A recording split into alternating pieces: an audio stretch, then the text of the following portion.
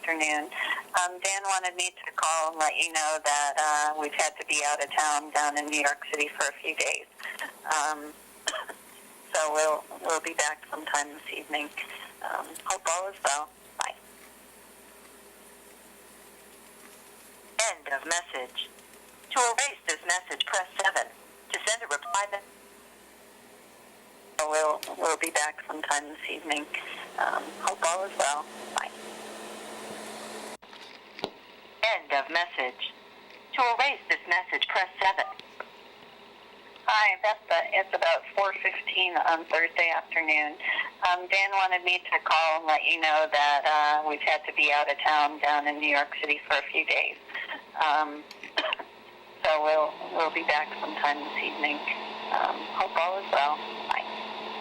Hi, Glendora, Sandy Erzman. Just tried to get a hold of you before and heard your voice, but I don't think you heard me because you said, well, that didn't work. So anyway, I got a renewal form in the mail from Cablevision about your show. So I wanted to know, am I your new signer now, or are you going to go back to your old signer? Because if you use your old signer, then I could put my show back on again. But either way, doesn't matter. So just let me know. All right. Hope you're doing well. Thank you. Bye. Sent yesterday, Monday, January 10th at 5:30 p.m. from phone number 63182730000. Duration 50 seconds. Hi, Glendora, Sandy Erzman. Just try to get a hold of you.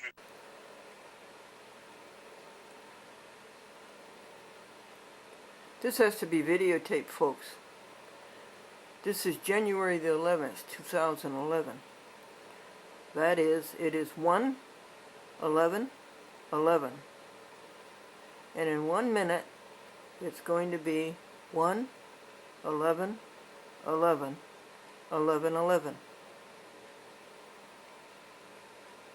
11:11 p.m. That will never happen again.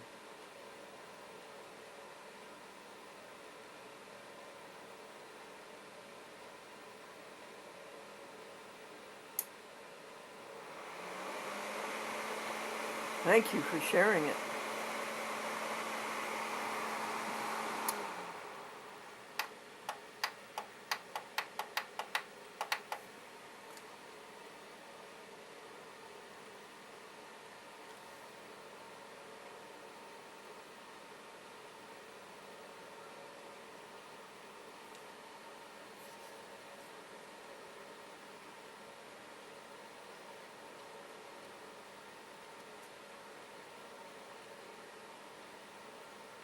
There it is.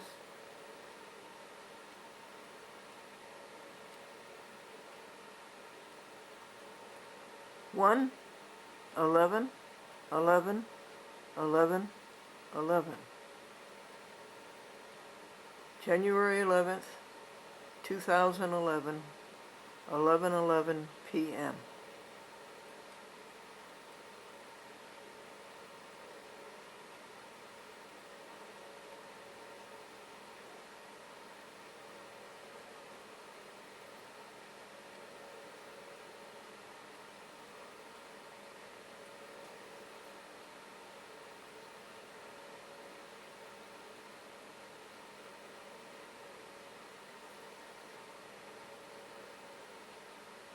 Wasn't that fun?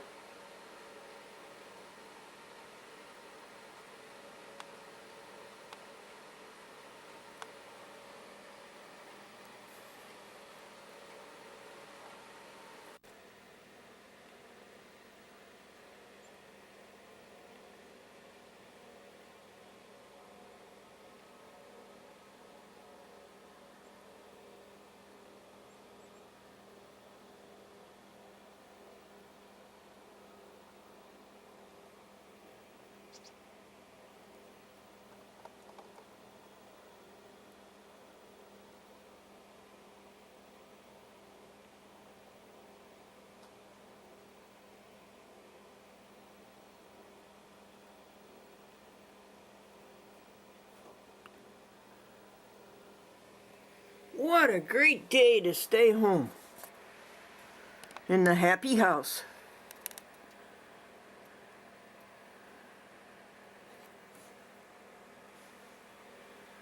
And bring that little birdie happiness.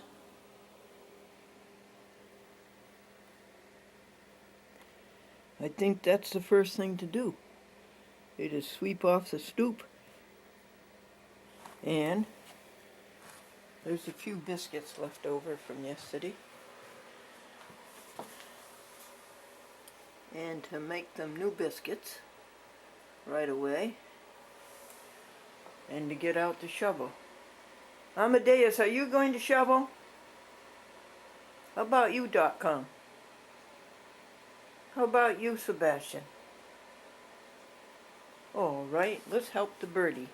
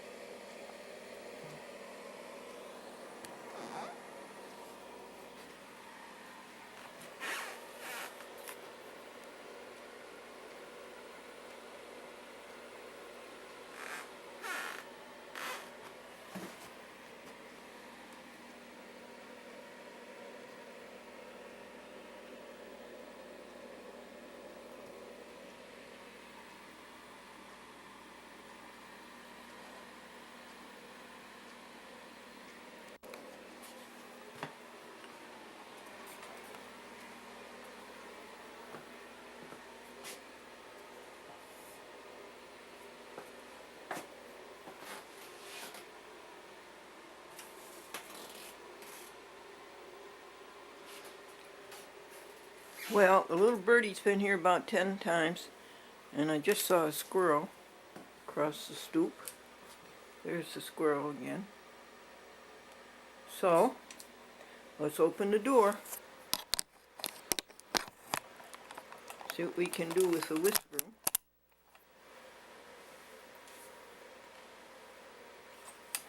What do you call a miniature guppy? What do you call a miniature guppy? A microfiche. So state the task. Help the birdie and help the squirrels.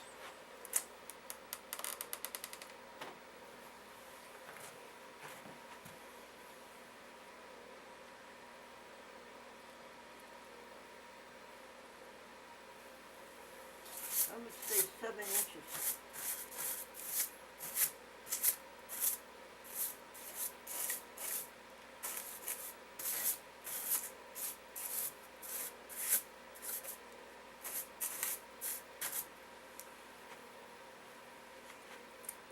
I put some of Devon's sticky peanut butter, gooey peanut butter, on the stoop.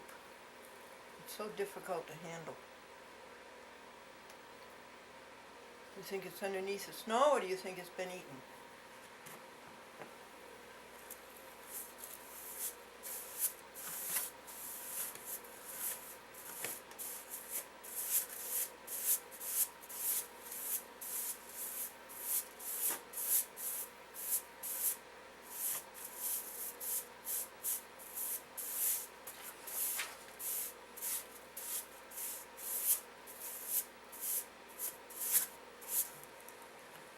It's been eaten. First stoop is clear.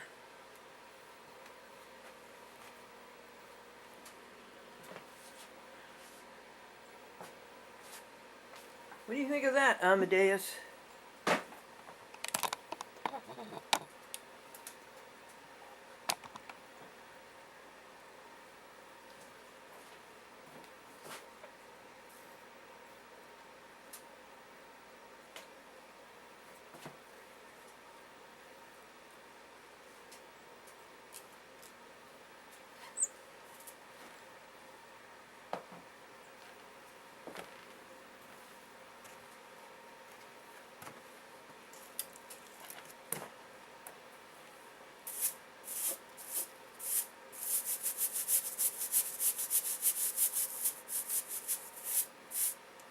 Adam was talking to God, and he says, God, why did you create Eve? Why did you create Eve? God said, I thought you were lonesome. I thought you were lonesome.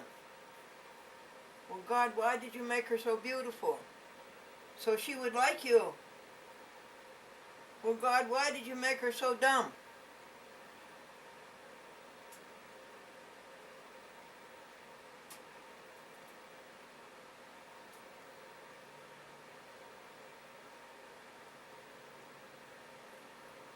I think I told the joke wrong.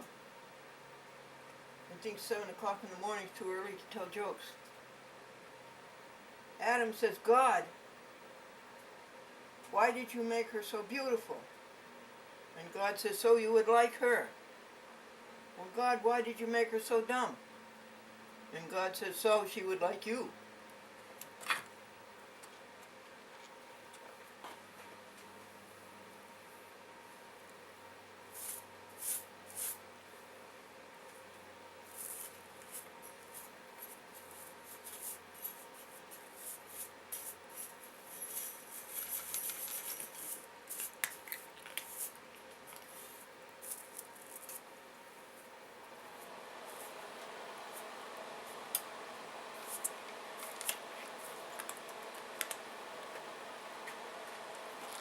All you have to do is bottom scoop from the outside with a shovel.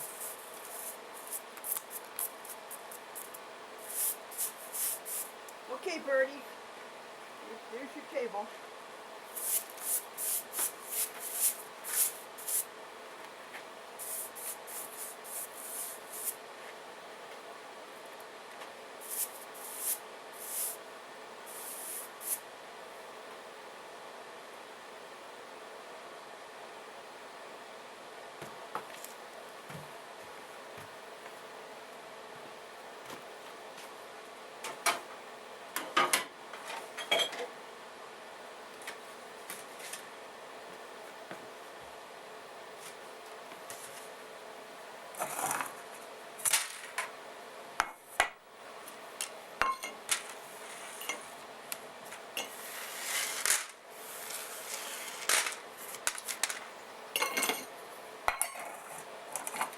Coming, little birdie.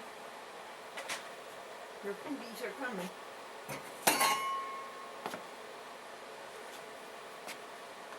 You suppose they would like apple? Well, you don't know until you try.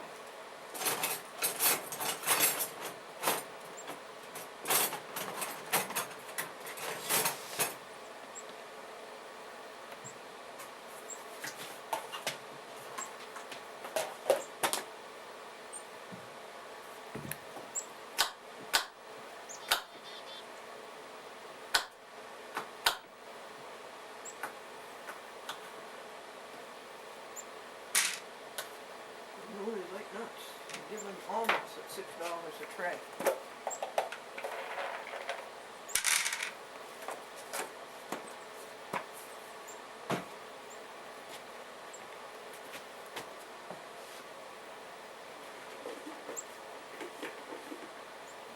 There. And these are the wheat biscuits. I wanted white flour and Devin got wheat flour.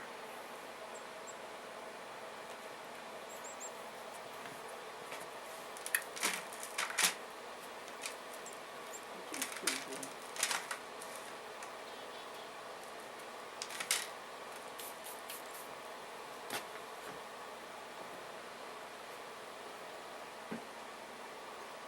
We'll have the temperature for you.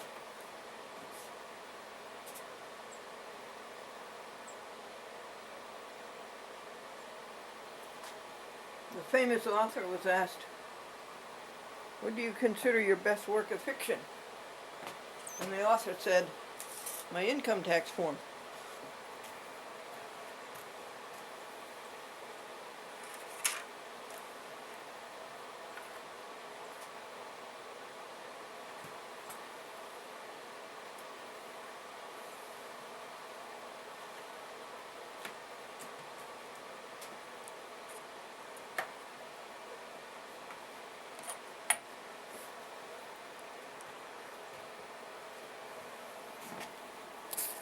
Well, this looks like a pretty good table, doesn't it? Okay, birdies. Now you got a place to put your little feet.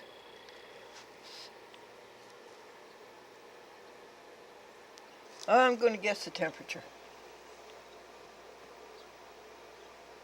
30 degrees.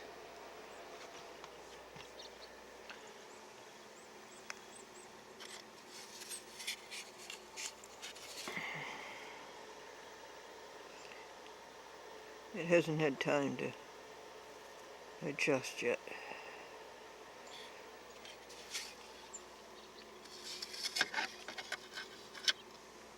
Now, folks, what should we do? How come the boy who wasn't good enough to marry your daughter is the father of the smartest grandson in the world?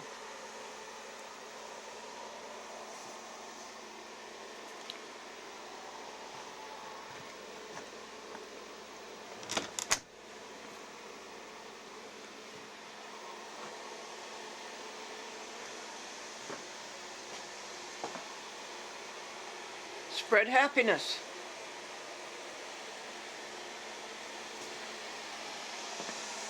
Spread happiness. Your name is Sebastian. You're a smart little kitty cat and you sing good songs. Well,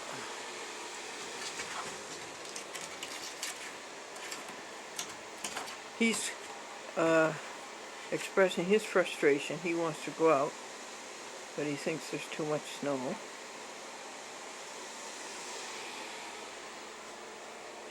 And she says, "Where's my breakfast?"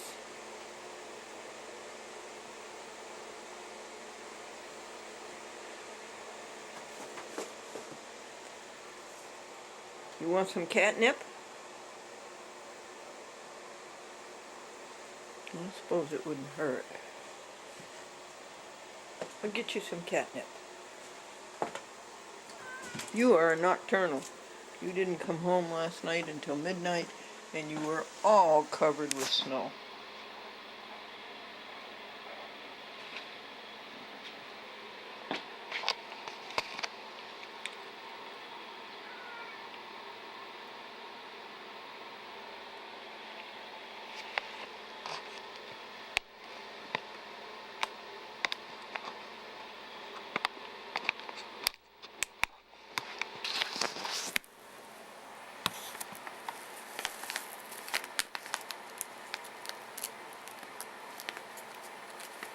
Hear about the new aftershave lotion they have for senior citizens? It's called Old Spouse.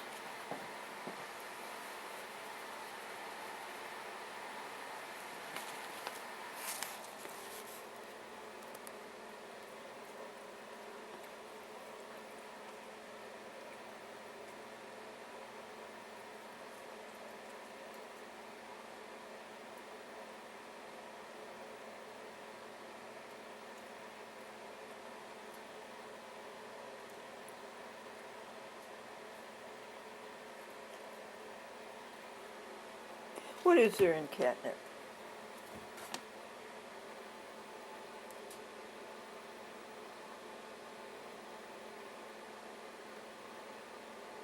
Do you notice that .com is left-handed? Yeah. She leads with her left hand.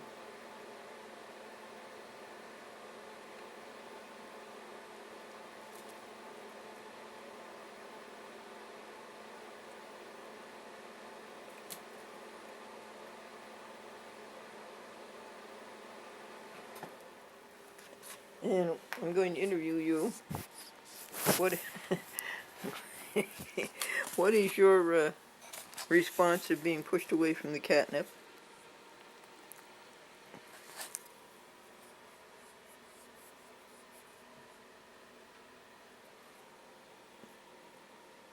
This is Amadeus. All right, let's get out some vegetarian kibble. Cat kibble. How would you like some yeast pills?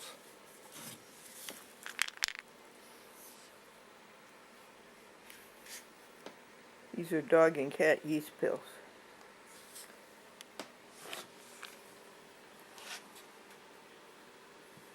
cover off. We need a cameraman is what we need. We need 2 hands for you.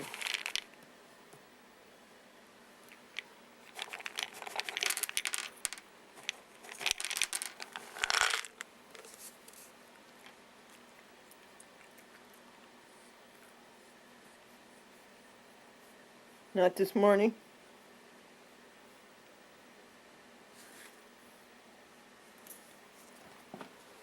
She usually gobbles them right down. All right. Some vegetarian cat kibble.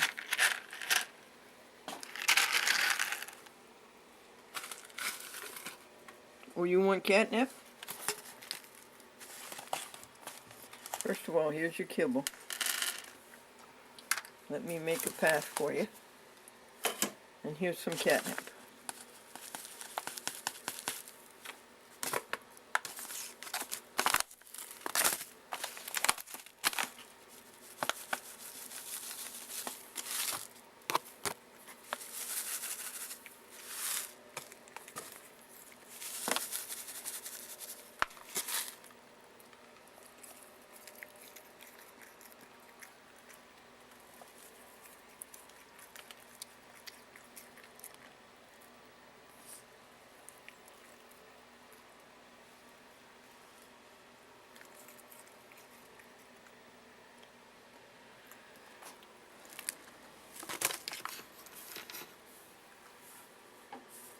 Try your yeast pills.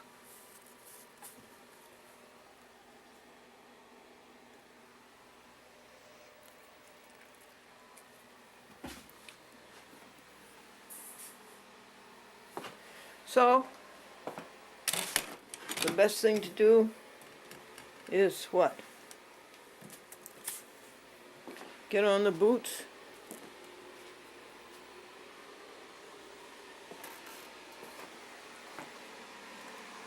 Take the chinking off the door. Clean off the stoop with a whisk broom. Whisk broom will pass to the garage. Get the shovel. And shovel a path out to the road.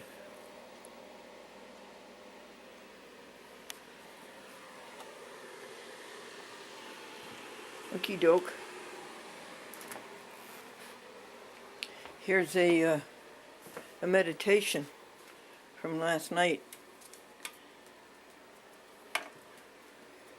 at 11 minutes after 11. The date was January the 1st, 2011.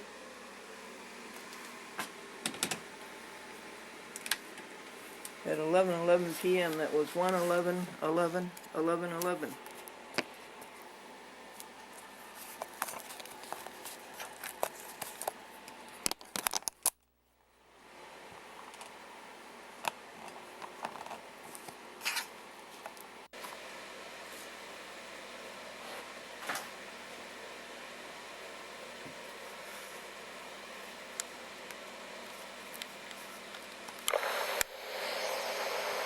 Hi, folks. There's this book about people who have walked with God. And this is a chapter on Buddha. And it mentions a renunciation of the world. Now that sounds good, doesn't it? Renunciation of the world. What can we renunciate? What can we renounce? Already it makes us feel lighter, doesn't it? Renunciation of the world. Every day, maybe go through a drawer or a box and give it to somebody, to a bread pantry. Renunciation of the world. Too much materialism, isn't there? Yeah, too much materialism. Oh, good. But not to the extreme of giving up everything. Not to that extreme. Christ was homeless. Buddha was homeless. Brother Lawrence went into a monastery. But the more you can unload, the better. So maybe every day, go through a drawer and see what you can pass on. What do you think? And his regimen of saintly living, that has an appeal. That has a draw. Also a regimen of saintly eating. Hot cereal, not fruit shake. Bananas, pineapple, cashews, and oatmeal, all ground up in the blender.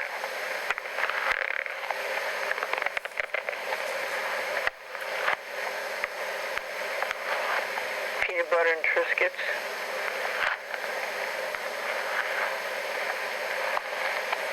Ground up nuts.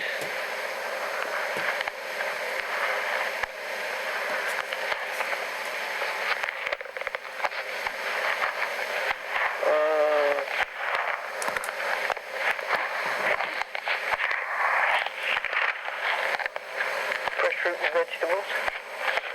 A regimen of saintly living, a regimen of saintly eating.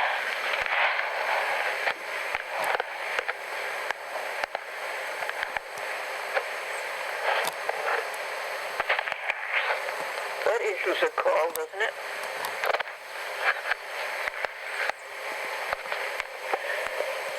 What else? Spiritual search. Yeah, that all fits in with renunciating the material, the spiritual search. But we found the search. We don't search anymore, do we? We know what the answer is. It's happiness, felicity, rapture, joy, gladness,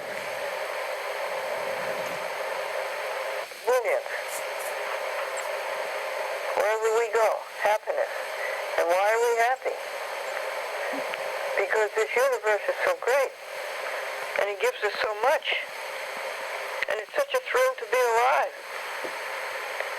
And another thing, we got rid of our guilt, didn't we?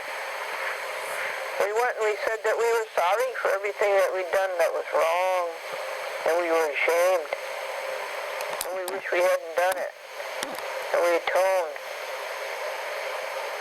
We admitted, we atoned, and we said we'd take the punishment right now for it.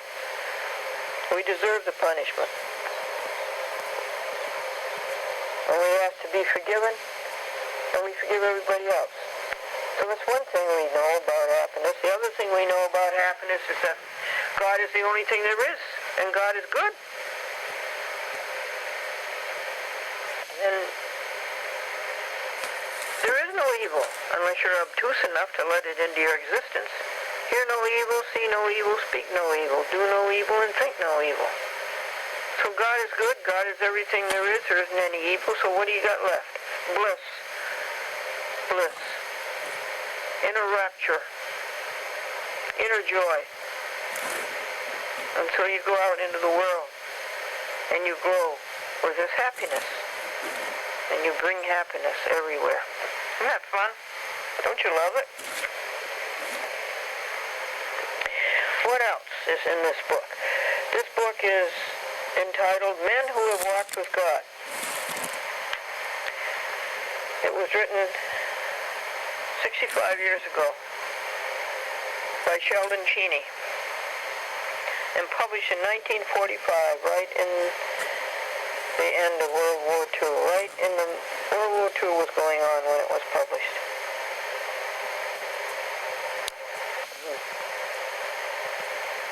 And we kids were going through high school happily and jovially. Stop there, Glendora. Stop there. No evil.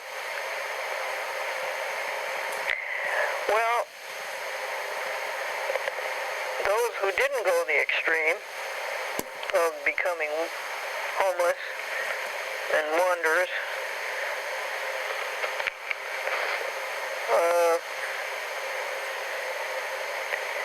without giving up their custom places in society. So that applies to us. We do not give up our custom places in society. We go on doing what we're doing. But with that, you've got to be careful to sit down with God and make sure that you're doing the job that God wants you to do in this world. God gave you a set of talents different from anybody else because God wants a job done that nobody else but you can do. So you have to make sure that you found that and that you do that. But then we found it, haven't we? Our job, our business, is to spread happiness. So to follow without giving up their accustomed places in society, to follow the path of enlightenment. Yep. Of the law of karma, that's the same as treat others as you would be treated. And what you do wrong is going to come back and kick you in the gluteus maximus.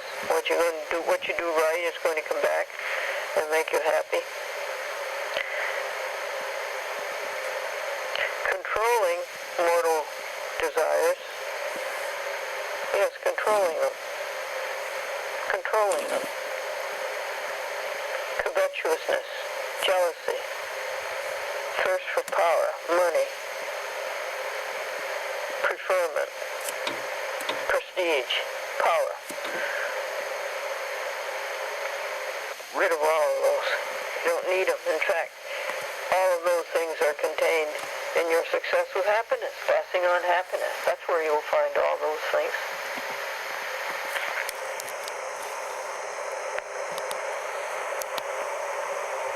And of the eightfold rules of noble conduct, indeed, Christ is the one who summarized that the best. Love the Lord your God with all your soul, your mind. Love your neighbor as yourself. And after the eightfold rules of noble conduct, finding signs of the oneness of life in natural objects. Yes, it is so. It is so. The oneness of life. When we feed the birdies in the morning and they come happily, they come happily and sit on the edge of the dish. They look into the dish and they pick here and there what they want and what they don't want. And they fly away to the branch of a tree and they hold the food down with one leg and eat it with their beak. It's the oneness of life. You see it everywhere. It's so beautiful. So what do we have after all this, folks? Pure bliss. We're on page 60, or rather 40, of Men Who Have Walked with God. It should have been titled People Who Have Walked with God, but in 1945 they didn't know better. And it was published by Alfred A. Knopf. So yes, what do you got left? Pure bliss. What stage of purification have we reached? Purified our thought, depurate our thinking, purified our speech, purified our view. It comes back to hear no evil, see no evil, speak no evil, think no evil, and do no evil. What state of purification have we reached? What state of spirituality have we reached? Remember, going back to the second line up here, spiritual search.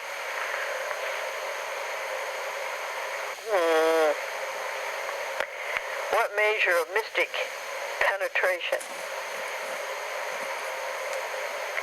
Well, mystic, that word mystic, what's it mean? It means walking with God.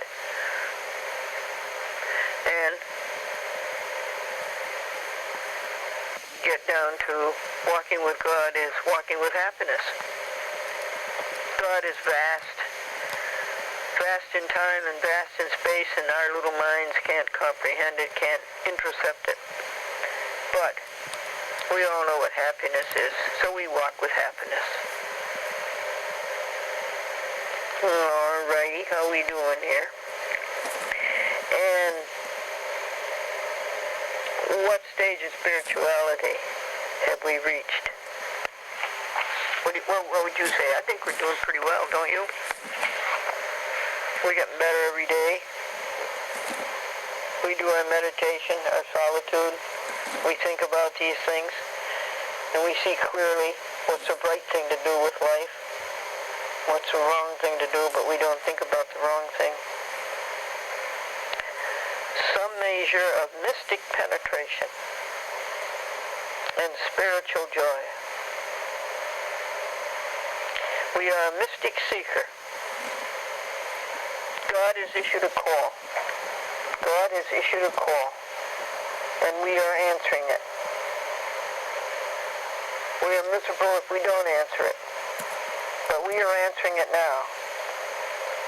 So we are ebullient. Buddha Gautama says, I reveal suffering and the extinction of suffering. He was terribly bothered.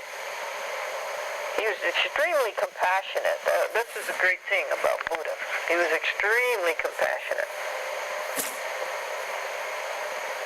And it just bothered him to see people sick, to see people decay with age, to see people die. He didn't like that suffering. So he found a way to eliminate suffering. I reveal suffering and the extinction of suffering. And Cheney says, in words as simple, he added, suffering exists. There is a cause of suffering, and the cause of suffering can be removed.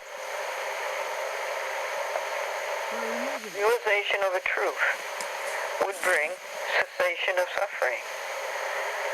By following the path, the pilgrims would reach extinction of sorrow with extinction of desire, lust, and egoism. Definitely. No suffering. No ego, no suffering. No desire, no suffering.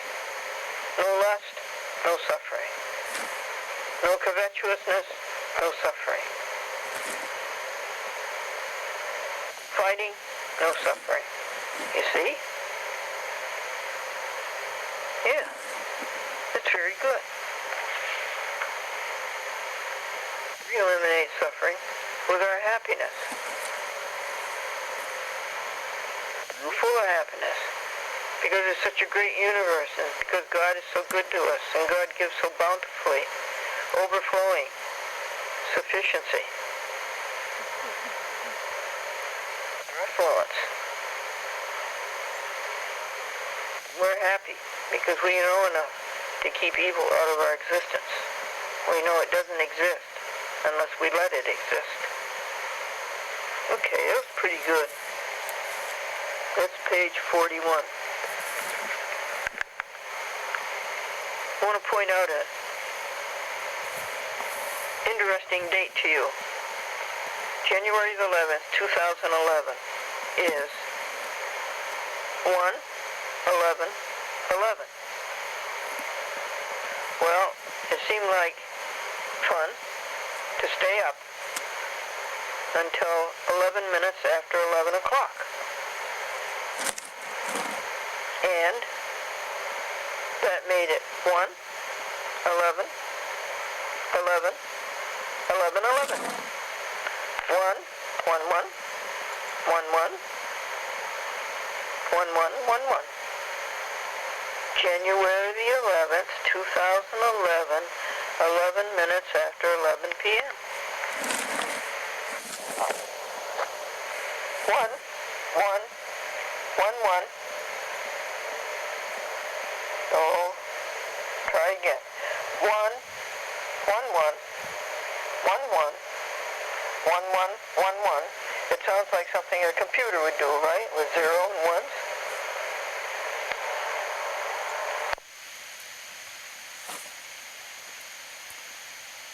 Okay, folks.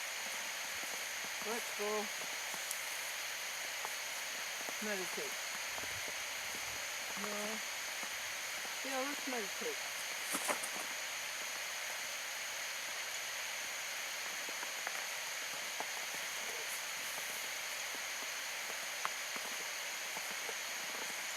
The husband says this donut is so strong, they could go over and say hello to the coffee. And the wife said, the coffee's too weak to answer.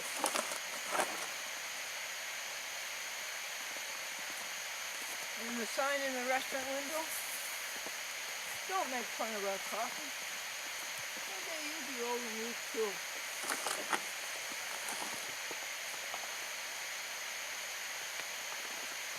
A customer came into the restaurant and said, is the chef in? And the waitress says, no, he went out to eat.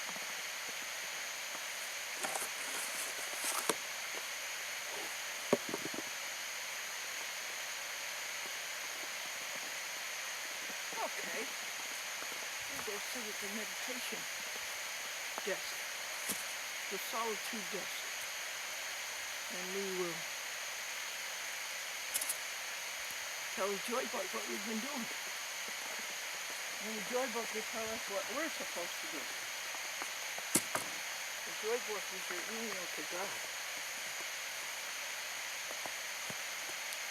The camcorder and the audio tape recorder are covered with snow. It's still coming down. Let me rescue you. The tripod is in a foot of snow.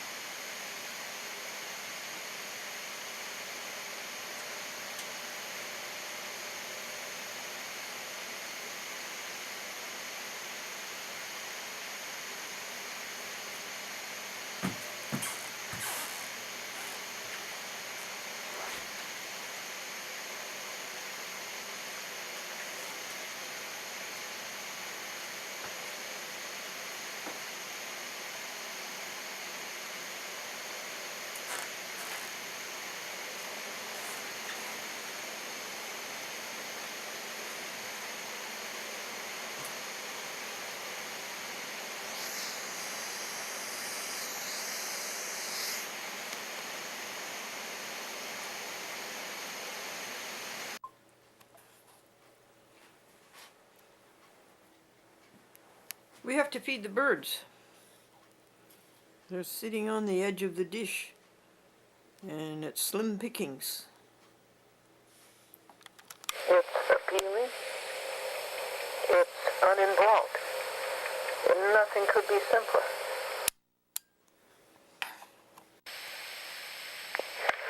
Folks, we have the message. We have found the message. All we have to do is just keep saying it over and over again.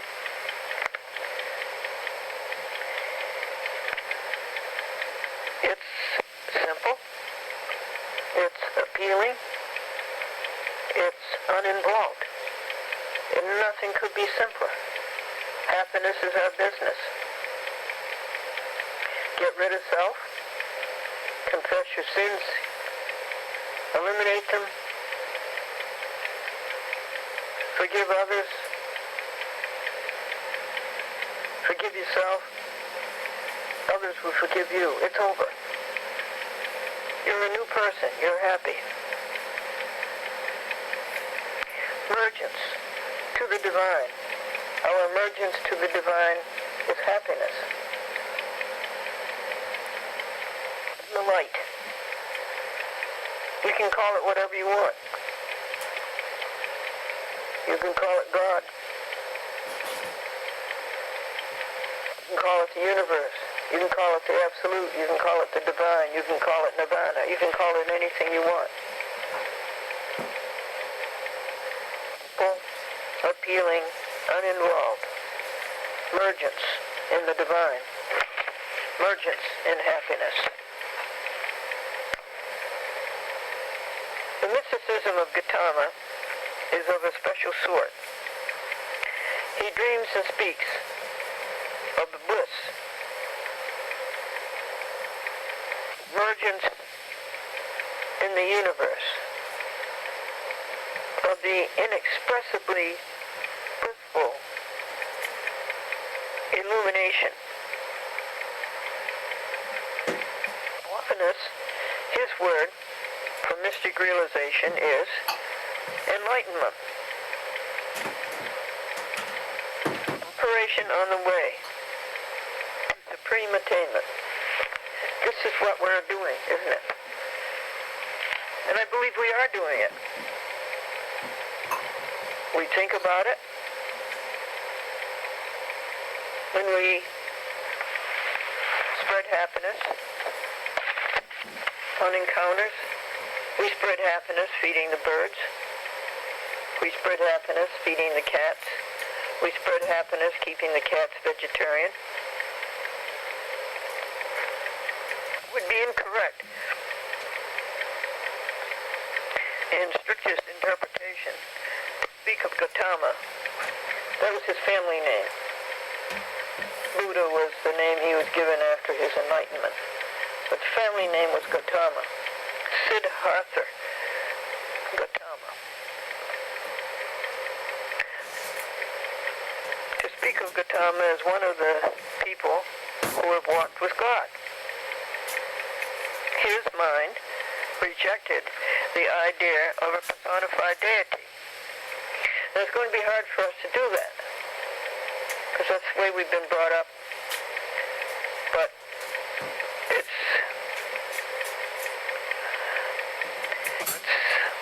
something to think of God as a person. God is so vast in space and in time. Our little minds cannot grasp or intercept God. But it really is not search or the business or the occupation. The occupation is happiness. You can understand happiness. Our little minds can grasp that. We can feel it. We can see it. We can hear it. We can think it. We can do it. Nevertheless, Buddha's glorification of the law, and he's talking about the same kind of law that Christ talked about, not man-made law. His glorification of the law, and you remember what Christ said the law was, to love the Lord your God with all your heart, mind, and soul, and to love your neighbor as yourself. Buddha puts it this way, the contemplation of the happiness of every living being. And you will hear that over and over again. The contemplation of the happiness of every living being. And that's what we did this morning when we fed the birdies and the squirrel. His conception of the boundless light, capitalized, and of a supreme wisdom, we can grasp that. And his teaching of an inevitable movement,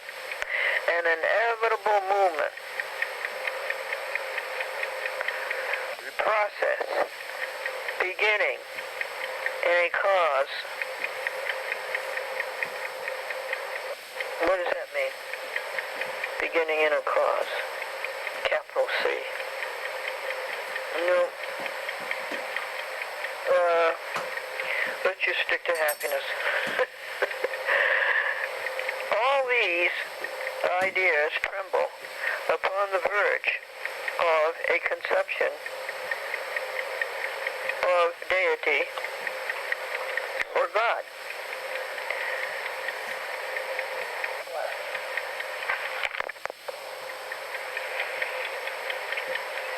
The spiritual region to which the mystic rises, it would seem to matter little whether the yearning has been toward a somewhat visualized or personalized God, or toward an absolute, capital A, or a light, capital L, or liberation, capital L. We love the absolute, don't we? Even though our minds are too small to grasp it, the absolute is inside of us, I guess. The absolute is inside of us. It's there. It must be in everybody, don't you think? Light, we can understand, because these threats that you and I have together bring great light, don't they? And the liberation, don't you feel the liberation already? Liberation from self, from egoism, from desires for power or preferment or money or possessions, renunciation of the world, a regimen of saintly living and also the saintly eating. Don't you feel that? Liberation from that. No animal products. No. No margarine. No. No dessert. No candy. Just the hot cereal. Peanut butter and Triscuits. Biscuits that you make. The nut fruit shake. Bananas, oatmeal. Pineapple juice. Cashews. Fresh fruit. Nuts. The sublimest spiritual consciousness. This is on page 41. In the sublimest spiritual consciousness,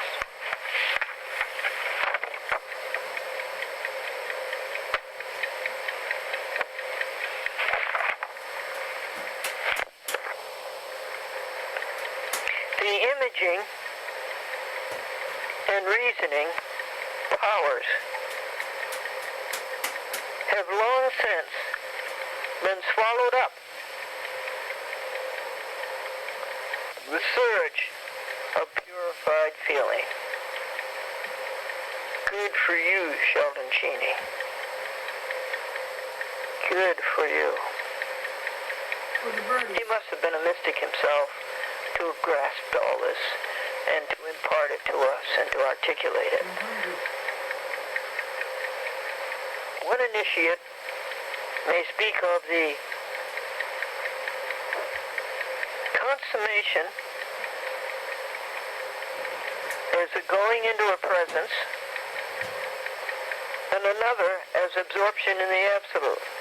Now, going into the presence, that would be our next helper, Brother Lawrence, the practice of the presence of God. The simple practice of the presence of God. We are initiates, are we?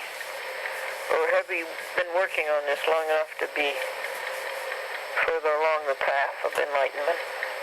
Are we initiates? Okay. They want us to be initiates, and we'll be initiates. Absorption in the absolute. Our absorption is in happiness. We are absorbed in happiness. Going into a presence. Staying in the presence of happiness.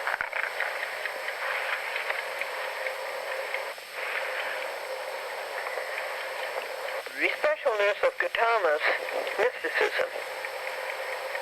And what is mysticism? Walking with God. In our case, walking with happiness. The specialness of Gautama's mysticism is rather that of the preliminary stages. The ways of conduct and of meditation along the preparatory path. I guess the preparatory path means until you have attained the enlightenment, the Holy Grail, the oneness, the emergence into the absolute, the presence of God, I guess, the preparatory path. But we've had moments of that, haven't we? No other major prophet has so singly urged the extinction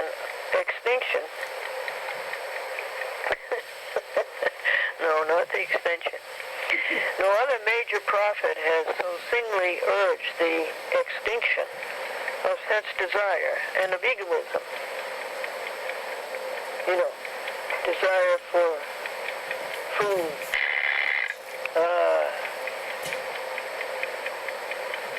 for something that belongs to your neighbor, or just those overwhelming desires.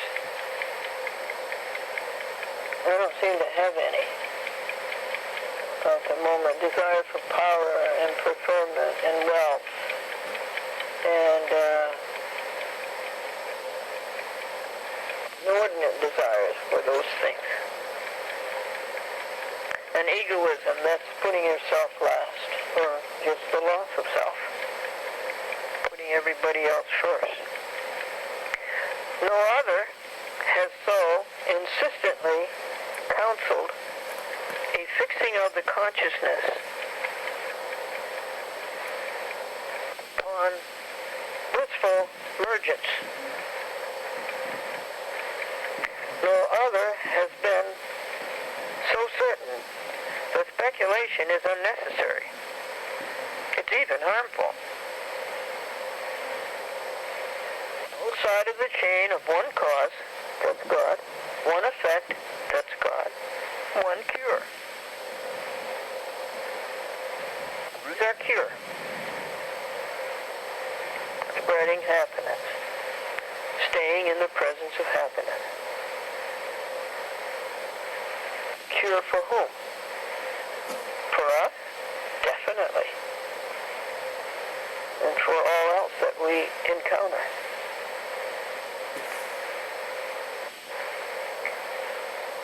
This eliminates sense craving, suffering. It brings the extinction of suffering, and it brings spiritual enlightenment.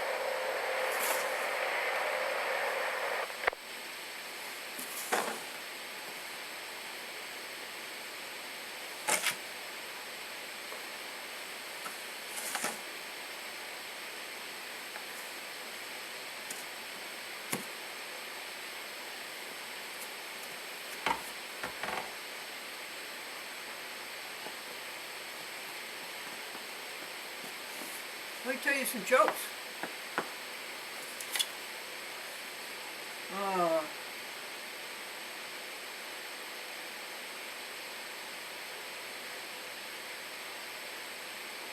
How come the boy who was not good enough for your daughter is the grandfather, which is rather the father of the smartest grandson in the whole world? And Bill says he has disease so rare that the health club makes him use the back door. And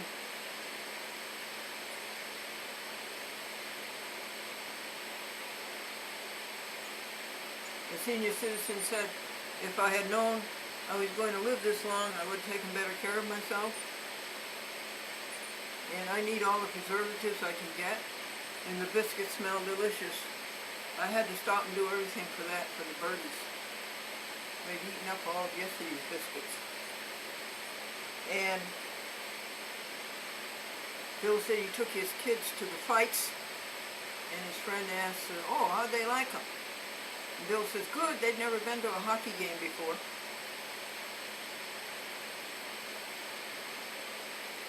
Betty says our dining room table goes back to Louis XIV, and Marilyn says our dining room table goes back to J.C. Penney the 50th.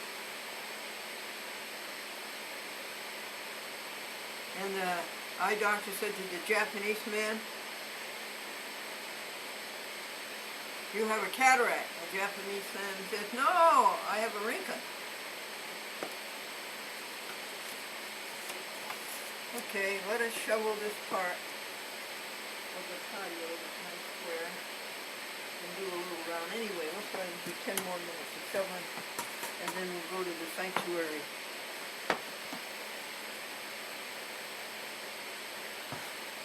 To the Joy Book.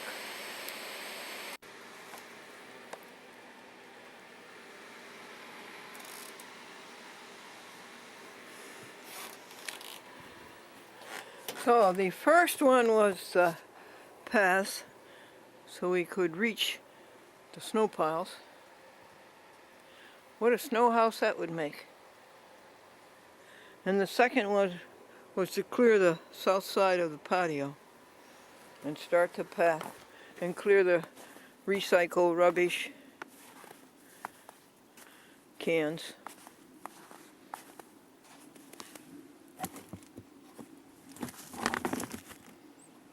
And start the path down along the south side. Wasn't that fun? What would you say it is, 8 inches, 9? It's powdery and light, it's not wet. So much, it's so philosophic. I don't know, one of our words is felicity, right? Happiness, felicity, rapture, gladness.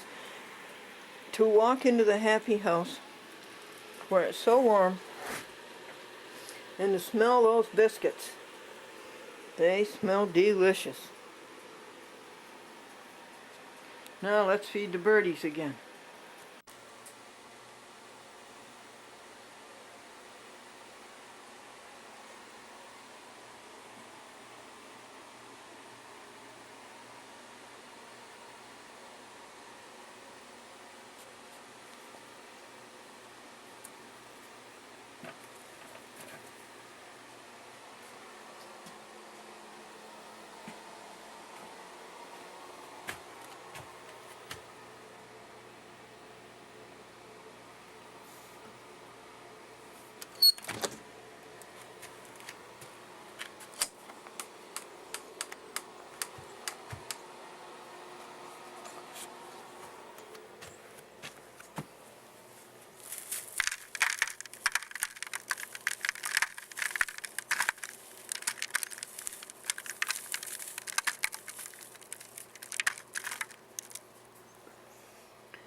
Now they won't have to sit on the edge of the dish and pick and pick and peck and peck to make sure they get something they like. Because everything in the dish is something they like.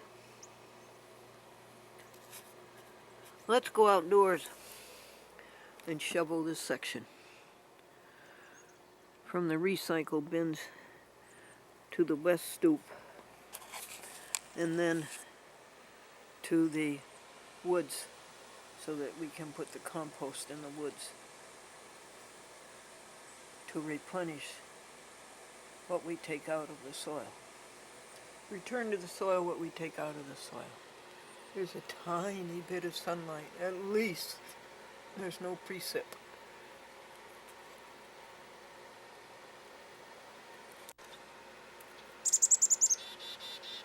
Chickadee-dee-dee-dee? Are you chickadees? Chickadee-dee-dee-dee? Gee, maybe.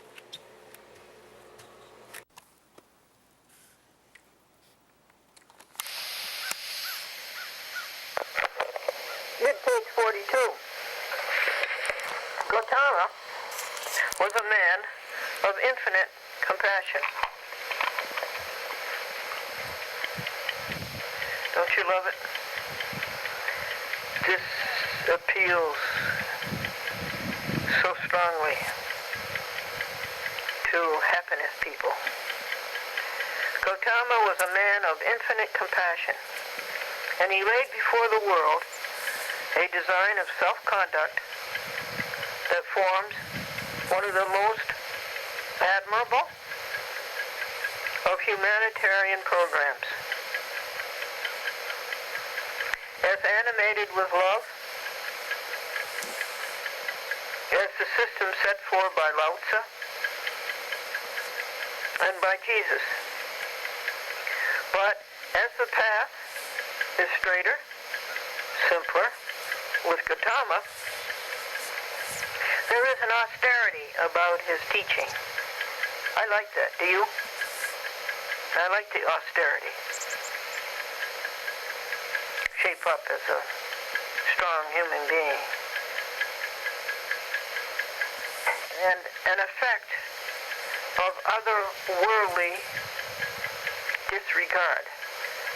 Yeah, disregard the material up to the very basics. Disregard them. You see that at church rummage sales. The things that people bring in.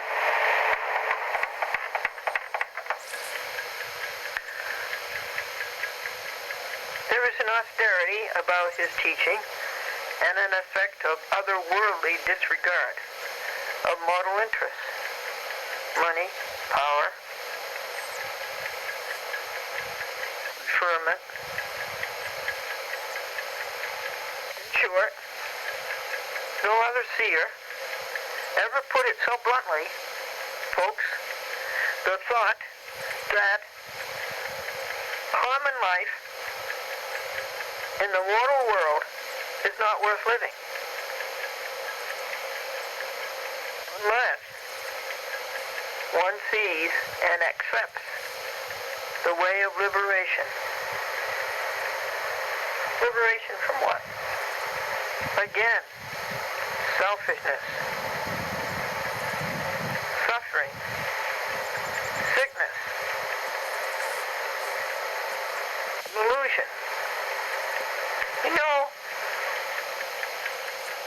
would it be going too far to say that sickness is caused by selfishness? By eating wrong, going on day after day, slaughtering animals, agonizing them, terrorizing them, and then eating them? Doesn't that weigh heavily on the conscience? Liberation from suffering, sickness, and illusion. Guilt has so much to do with sickness. When Christ healed, he would say, your sins are forgiven. Then the person would be well. Guilt has so much to do with sickness, and it's that hidden guilt of the abominable things that we pay people for to do to animals. Butchers, slaughterers, abattoirs. short, no other seer ever put so bluntly this thought, that common life in the mortal world is not worth living unless one sees and accepts the way of liberation from suffering, sickness, and illusion. Unless one puts first the following of the path into illumination. We know what the illumination is. It is simple happiness. We do not allow existence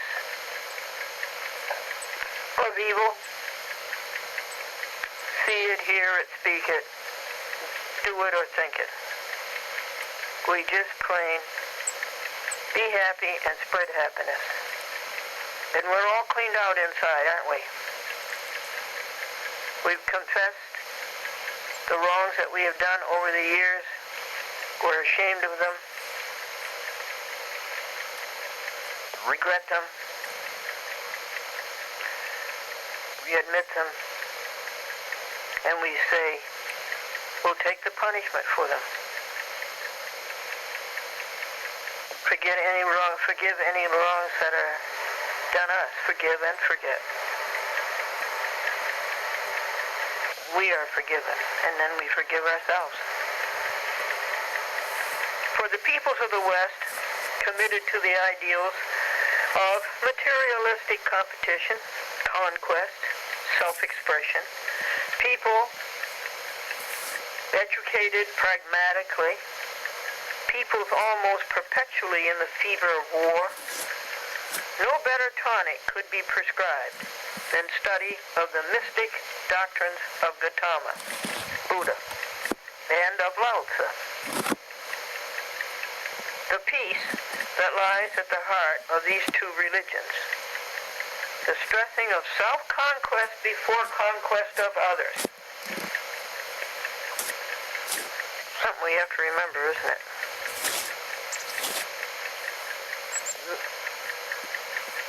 Have to be happy ourselves before we make others happy. Are we happy? Yes, we are. We're very happy. We're so happy it's overflowing, and you want to give it to others. You want to give a quarter to others. Sing of self-conquest before conquest of others. The truth that mortal conduct grows naturally out of personal holiness. Personal holiness. Cleaned ourselves up. We are purifying our thought. We're unloading the material. Holiness. We're working on it. Do you begin to feel it, folks? Personal holiness. Truth that mortal conduct grows naturally out of personal holiness. Doesn't it? You don't need codes. You don't need rules. Mortal conduct grows naturally out of personal holiness and the natural welling up of respect, passion, and nobility among people who have known emergence in the divine. Doesn't it all make sense? And isn't Cheney adroit at articulating this? Yes. Who's Cheney? The author of this book. Sheldon Cheney, Men Who Have Walked with God. And who taught him? Published in 1945, in the middle of the World War II. By Knopf. Told to us, special English students, 12th grade, by our teacher, Edwin E. Smith. The natural welling up of respect, compassion, and nobility among people who have known emergence in the divine. Are we in that class? Yes, we are. Maybe we are just beginners, but we are. We have known emergence in the divine. You can call it God, Sheldon Cheney says, or you can call it enlightenment.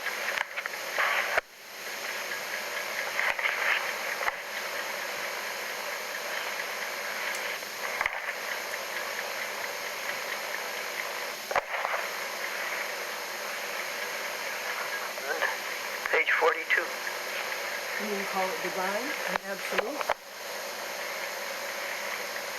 Emergence in the divine. Call it God, or enlightenment, or the Tao. All this is profoundly and tragically needed in the crisis of the spiritual paralysis of the West. You and I are here to do our little tiny bit about the spiritual paralysis of the West.